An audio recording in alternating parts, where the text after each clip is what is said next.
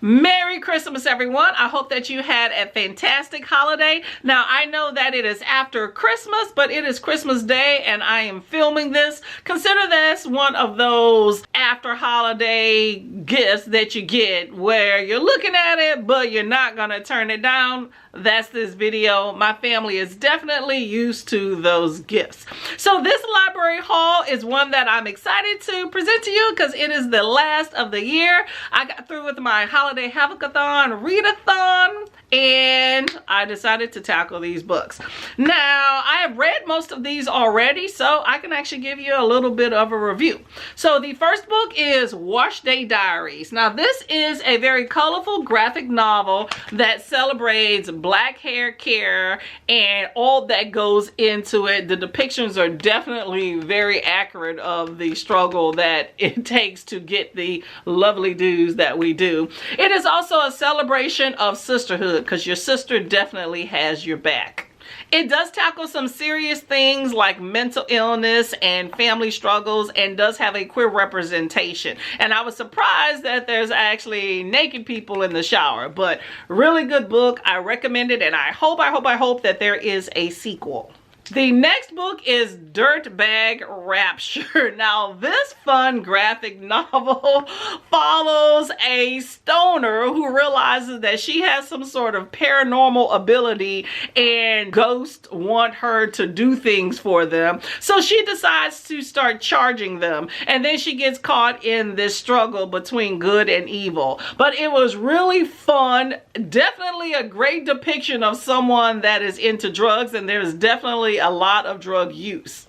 And this next book is called Where Black Stars Rise, and this is another graphic novel. Now, this one talks about mental illness. You basically have a psychiatrist, a new psychiatrist that is treating someone else with mental illness, and she has some issues of her own. The main character is of Lebanese descent, and so you have some cultural acceptance issues in here as well.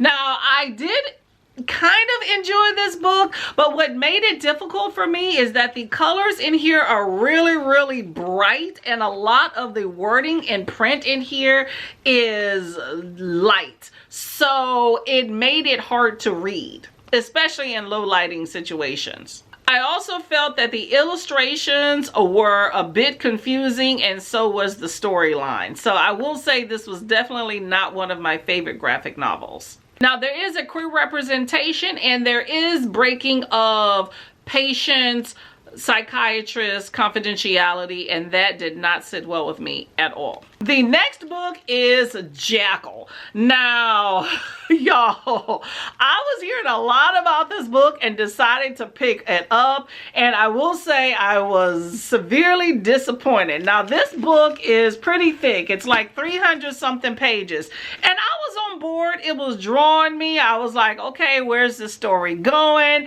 And then I got to the last 50 pages and I got completely just let down. It just went in a completely different direction that I was expecting, and it was a direction I was not really understanding and that I did not like. But pretty much you have this black girl from a little small town in Pennsylvania, and she goes back for a friend's wedding. Now, this small town has some racial issues going on, and the friend has a mixed race child that comes up missing at the wedding, and the whole town starts looking for this little girl. Now, the main character then realizes that this town has a history of little black girls going missing, so that comes into play. But it just did not go the way that I was expecting, and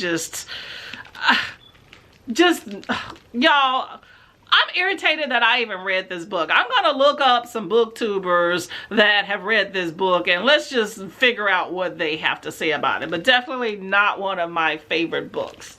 But it was written well. Now, this last book is The Library of the Dead, and I did not get to this book and probably won't get to it anytime soon, but it looked interesting and I wanted to check it out.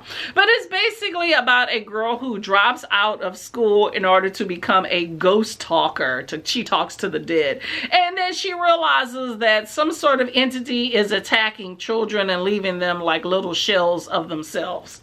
So then she starts realizing that her town harbors all of these secrets that need to be revealed. But it looks pretty interesting. It says it's fast-moving, entertaining, and beautifully written. So at some point, I will definitely be checking this out. Ooh, and it says roll on the sequel. So I guess there will be a sequel at some point. So we shall see.